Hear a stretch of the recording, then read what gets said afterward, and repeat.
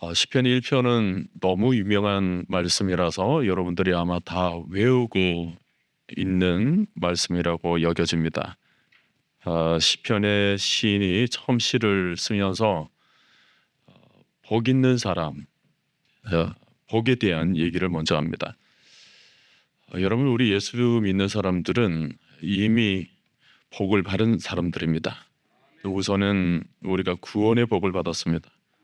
하나님과 끊어졌던 인생이 다시 하나님과 연결되는 사건, 이것이 구원의 복입니다. 이 구원의 복만 확실하게 붙잡아도 복된 인생인 것입니다.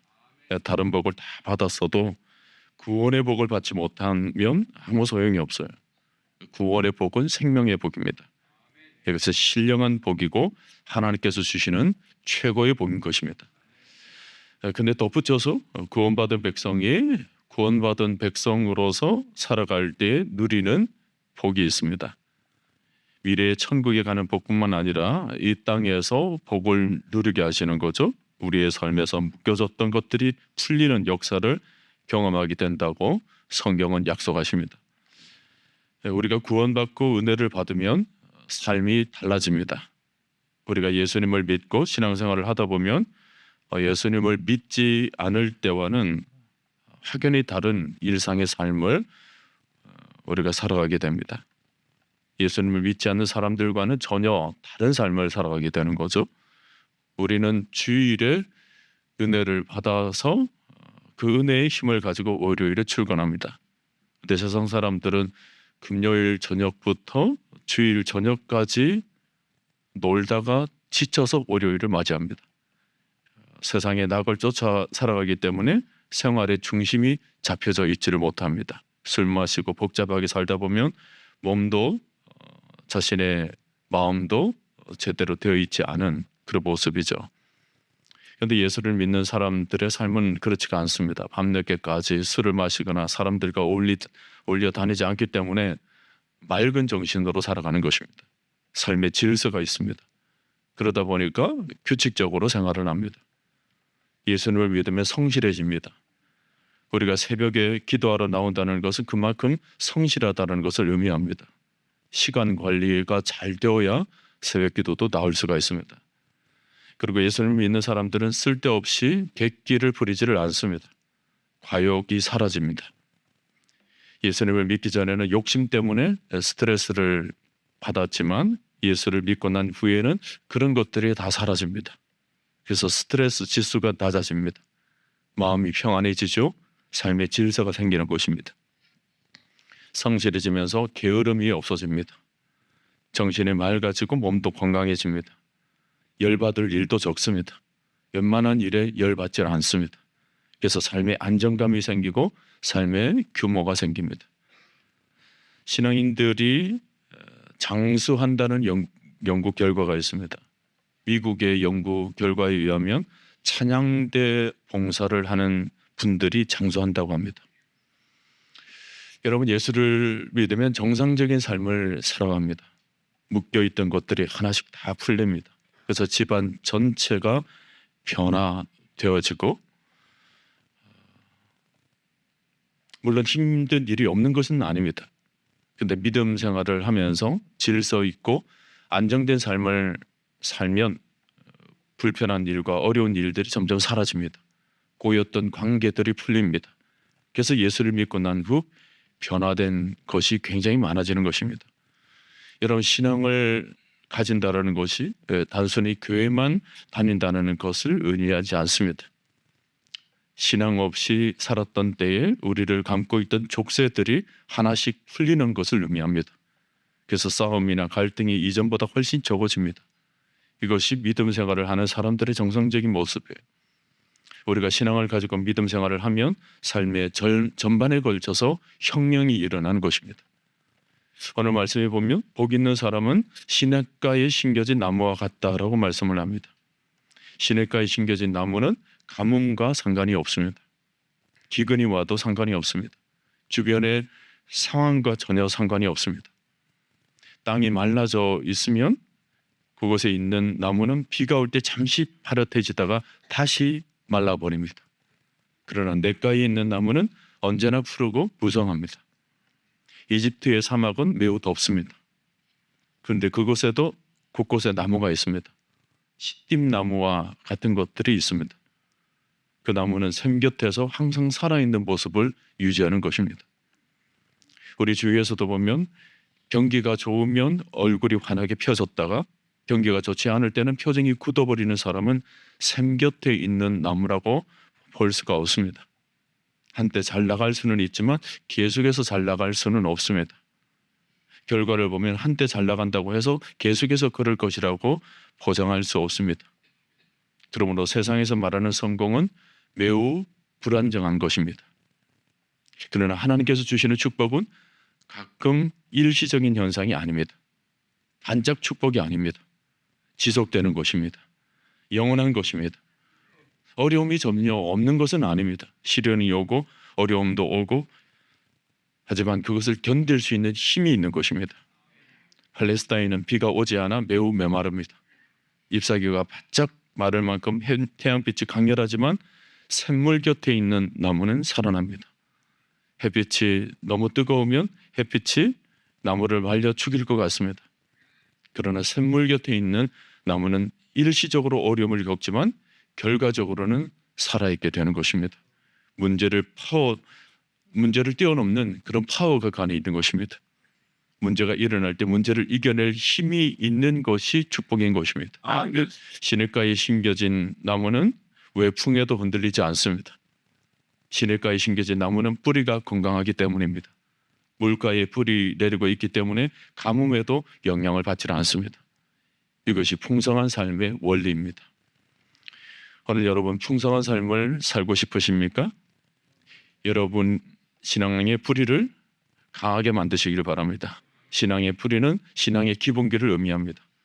복음, 신구약 말씀이 그것입니다. 우리는 신앙의 뿌리를 깊이 내리는 작업을 해야 합니다. 골로새서 2장 7절을 보면 그 안에 뿌리를 박으며 라고 말씀을 기록합니다. 그리스도 안에 뿌리를 박으라라는 의미입니다. 우리의 신앙은 그리스도 위에, 복음 위에 세워져야 합니다. 모든 삶이 신구약 성경, 하나님 말씀 위에 제대로 세워져 있어야 되는 것입니다. 아멘. 복음을 받아들이지 않은 채 교회만 왔다 갔다 하는 사람들은 나중에 허공에 뜨고 맙니다. 복음을 받아들일 때 구원을 받습니다.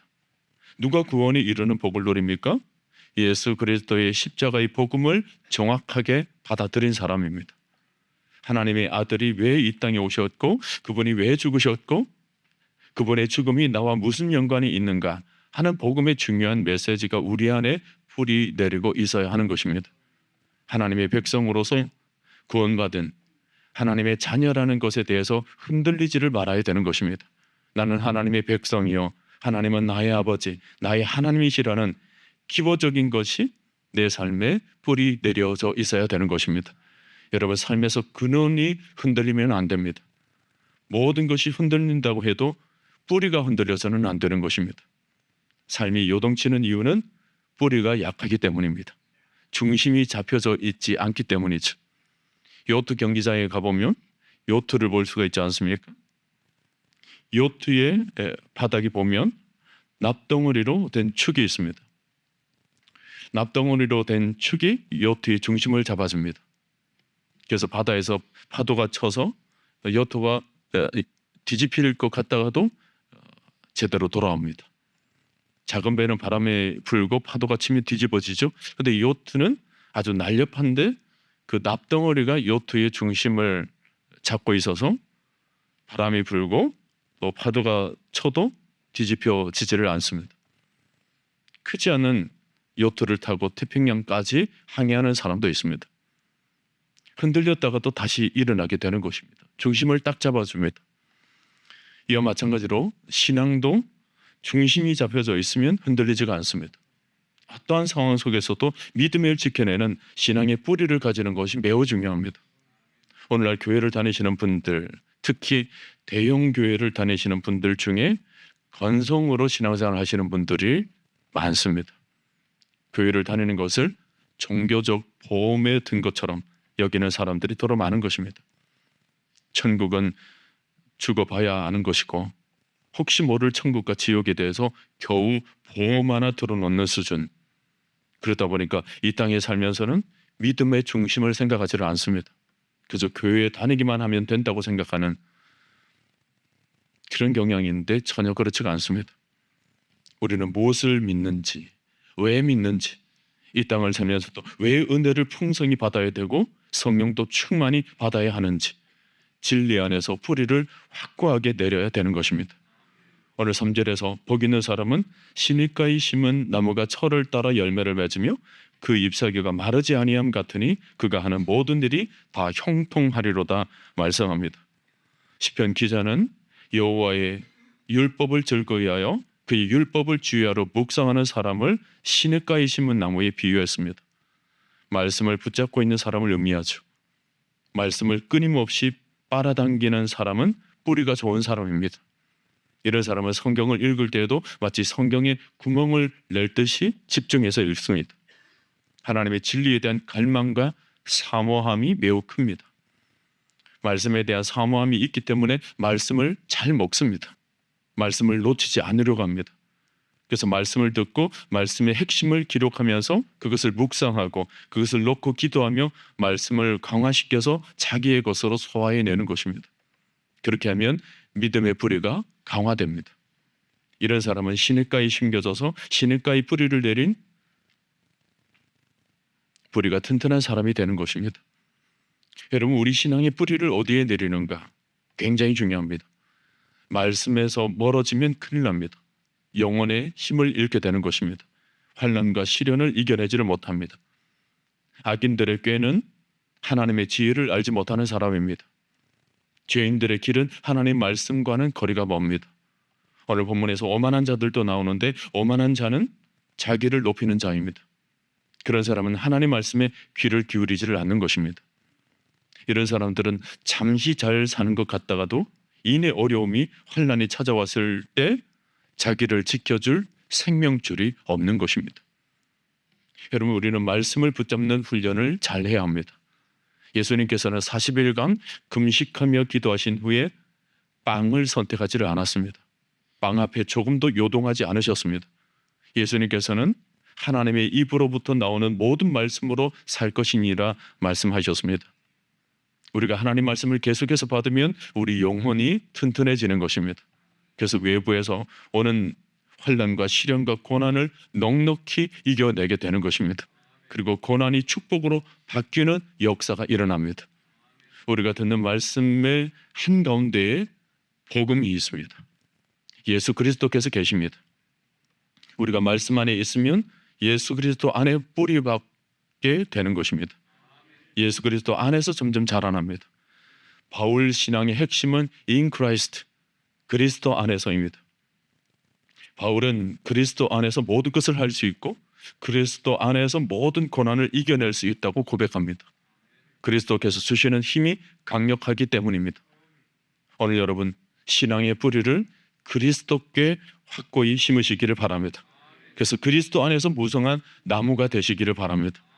시냇가에 심겨진 나무는 자연스럽게 가지가 풍성해집니다.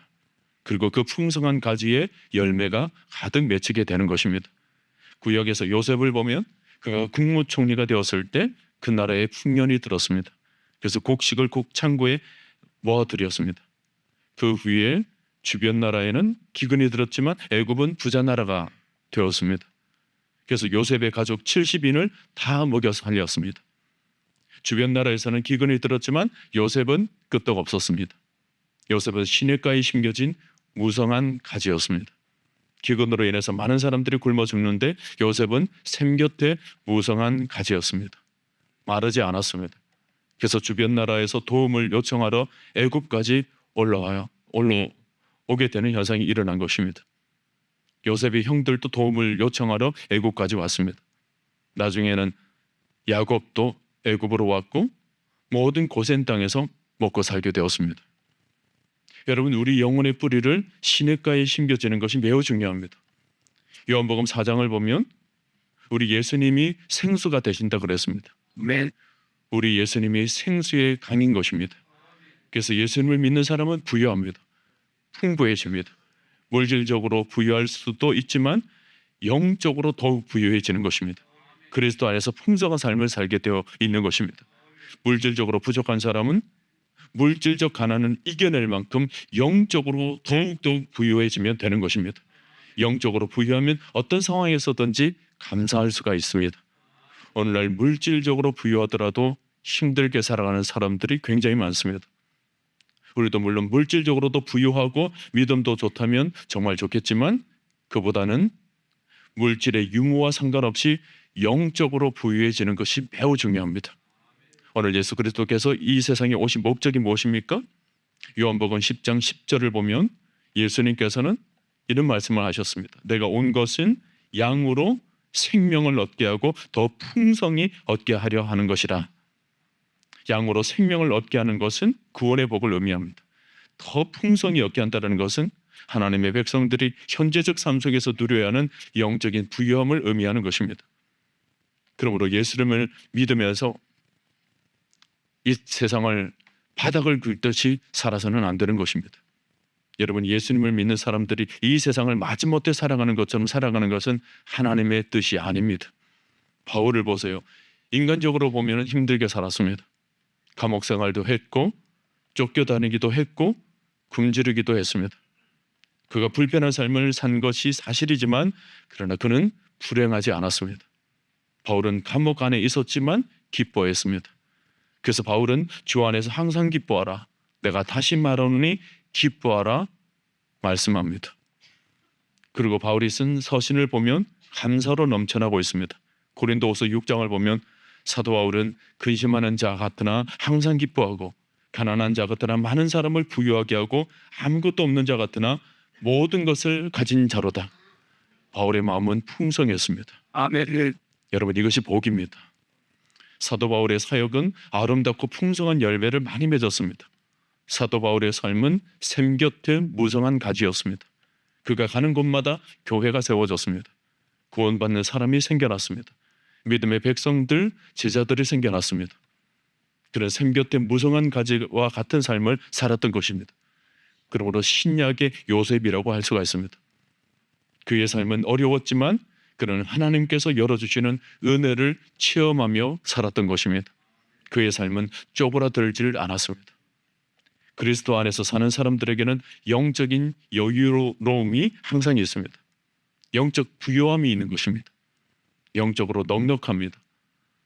샘 곁에 무성한 가지와 같습니다. 복음 안에 사로잡힌 부활의 신앙이 바울의 중심에 자리 잡고 있어서 그 뿌리를 내리고 있었기 때문에 환경에, 상황에, 시대에 전혀 영향을 받지를 않았습니다. 창세기를 보면 요셉으로 인해서 보디발의 집이 복을 받습니다. 이것은 놀라운 일입니다.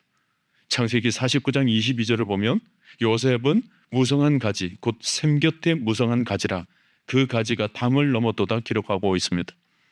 풍성함에서 한 단계 더 나아갔습니다. 요셉 때문에 주변 사람들이 복을 받았다라는 것입니다. 좋은 영향력을 끼쳤다라는 것을 의미합니다.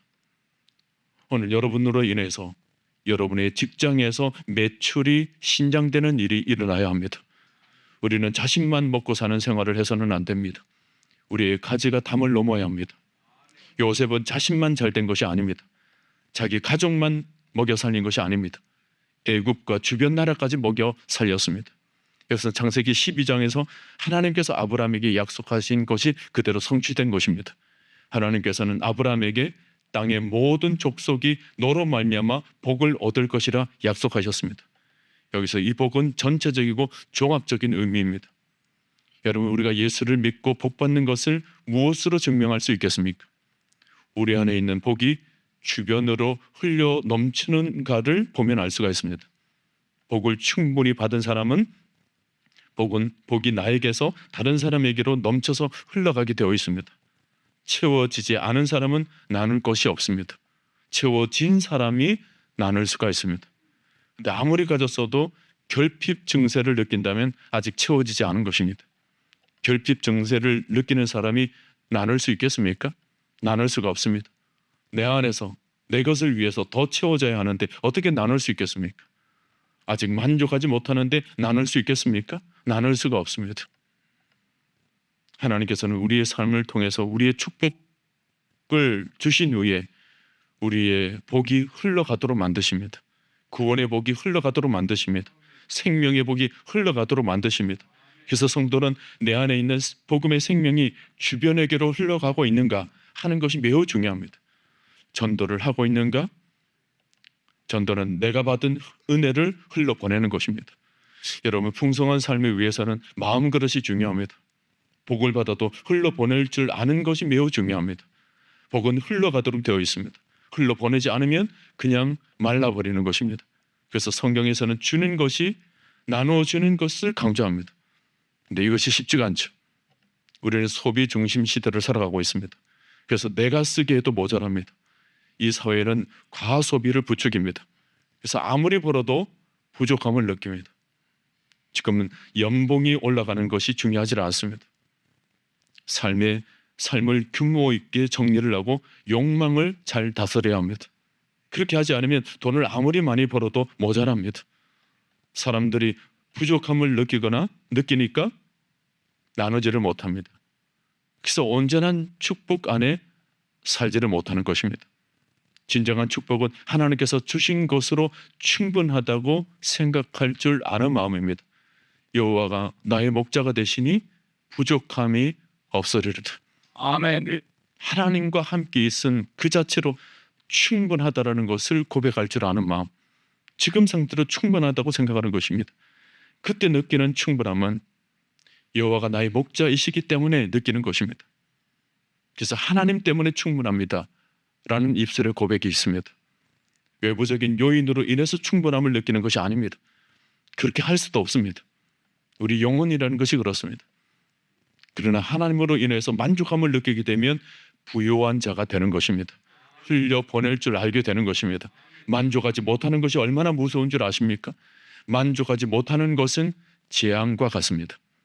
신앙의 최고 레벨이 무엇인지 아십니까? 감사하는 삶입니다.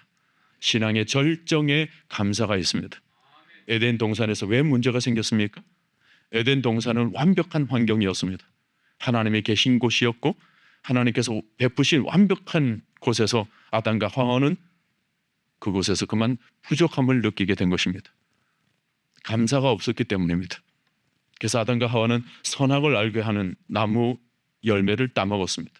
그것이 인류의 재앙을 가져왔습니다. 지금도 마찬가지입니다. 하나님으로 만족하지 못하는 상태가 얼마나 위험한 줄 아십니까? 무슨 죄를 지을지 알 수가 없습니다. 어떤 사고를 치를지 알 수가 없습니다. 하나님만으로 만족하지 못한 상태에서는 무슨 일이 일어날지 알 수가 없습니다. 그러나 하나님만으로 만족을 느끼며 살아간다면 천국의 삶이 시작됩니다. 감사가 넘칩니다. 기쁨이 넘칩니다. 그러면서 사람들에게 그 모든 복을 나누어주며 살아가게 되어 있습니다. 다시 꼭 기억하십시오. 여호와는 나의 목자시니 내게 부족함이 없으리로다. 아멘. 이 고백이 여러분 입술 가운데 평생도록 흘러넘치게 되시기를 바랍니다.